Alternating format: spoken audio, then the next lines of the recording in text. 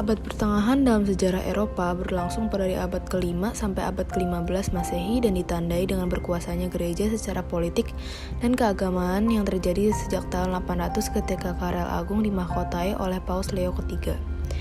Abad pertengahan masih terbagi lagi menjadi 3 kurun waktu, yakni awal abad pertengahan, puncak abad pertengahan, dan akhir abad pertengahan. Abad pertengahan awal berlangsung dari abad ke-5 hingga abad ke-10 dan dimulai setelah kemunduran Kekaisaran Romawi. Periode ini diberi label zaman kegelapan karena sedikitnya karya sastra dan budaya yang dihasilkan di Eropa Barat pada masa itu. Namun, Kekaisaran Romawi Timur berhasil bertahan walaupun pada abad ke-7 kekhalifahan Islam menaklukkan banyak wilayah Romawi. Pada periode ini, tren-tren yang dimulai pada masa klasik berlanjut seperti berkurangnya jumlah penduduk terutama di wilayah perkotaan, penurunan perdagangan, dan meningkatnya imigrasi. Setelah abad pertengahan awal, dilanjutkan dengan puncak abad pertengahan pada masa sekitar abad 11 hingga 13 Masehi. Pada periode ini terjadi peningkatan jumlah penduduk yang sangat cepat di Eropa yang membawa perubahan sosial dan politik yang besar dari masa sebelumnya. Pada tahun 1250, peningkatan jumlah penduduk berdampak baik bagi ekonomi, mencapai suatu tingkat yang baru dapat dicapai di daerah tersebut sekitar abad ke-19. Puncak abad pertengahan menghasilkan banyak karya intelektual, spiritual, dan seni. Masa ini ditandai dengan kebangkitan negara bangsa modern di Eropa Barat dan berkembangnya negara kota di Italia. Penemuan kembali karya-karya Aristoteles membuat Thomas Aquinas dan para pemikir lainnya mengembangkan filsafat skolastisisme.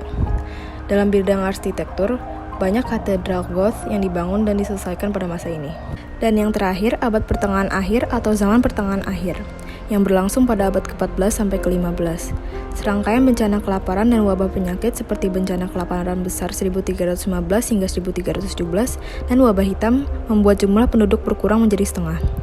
Selain berkurangnya populasi, terjadi pula ketegangan sosial dan peperangan endemik. Prancis dan Inggris mengalami kebangkitan-kebangkitan yang serius dari kalangan petani seperti Jakir, pemberontakan petani, serta konflik selama lebih dari seabad dalam perang 100 tahun. Selain beberapa masalah tersebut, persatuan gereja Katolik digoncangkan dengan skisma barat. Secara kolektif, peristiwa-peristiwa tersebut terkadang disebut sebagai krisis abad pertengahan akhir. Renaissance terjadi pada abad ke-14, kemudian menyebar ke seluruh Eropa sampai abad ke-17. Kemunculan masa tersebut tidak lain dikarenakan adanya wabah penyakit, krisis ekonomi, krisis politik, dan juga krisis pemikiran Dark Ages atau abad ke-8. Renaissance sendiri berasal dari kata rinascita yang artinya kelahiran kembali. Menurut pengertian umum, Renaissance adalah sebuah periode yang menandakan kelahiran kembali peradaban dan juga kebudayaan Eropa. Perkembangan Renaissance bermula dari kesuksesan masyarakat Italia dalam mengelola bidang politik, ekonomi, sosial, dan juga budaya pada awal abad 15 Masehi. Pada masa tersebut, masyarakat Italia tumbuh dan berkembang menjadi masyarakat kota yang sejahtera. Kesejahteraan masyarakat Italia menyebabkan munculnya pemikiran duniawi yang mengedepankan rasionalitas. Hal ini sejalan dengan apa yang dilakukan pemikir dan seniman Eropa. Mereka kembali melihat dan membuka ide-ide lama yang ditinggalkan oleh bangsa Yunani dan Romawi, baik dalam bentuk pemikiran, bangunan, ataupun karya seni.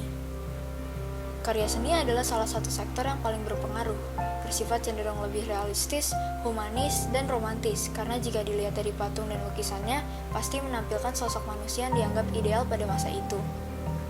Selain karya seni, hal yang cukup populer pada zaman ini adalah berkembangnya cara berpikir manusia dan ilmu filsafat.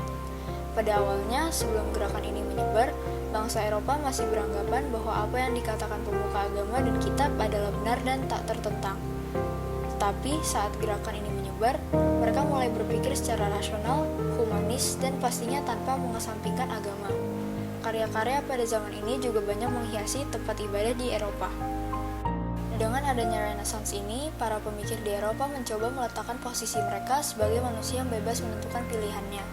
Terlebih lagi, Burckhardt mengatakan bahwa Renaissance bukan sekedar kelahiran kembali kebudayaan Romawi dan Yunani kuno, namun merupakan kebangkitan kesadaran manusia modern sebagai individu yang rasional, sebagai pribadi yang otonom, mempunyai kehendak bebas, serta memiliki keberanian untuk memandang dirinya sebagai pusat alam semesta atau antroposentris, dan bukan Tuhan sebagai pusatnya atau teosentris.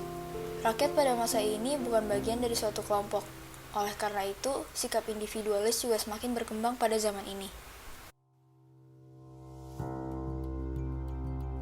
Merkantilisme merupakan sistem ekonomi yang bertujuan untuk melakukan aktivitas ekspor sebanyak mungkin demi mendapatkan emas atau logam mulia.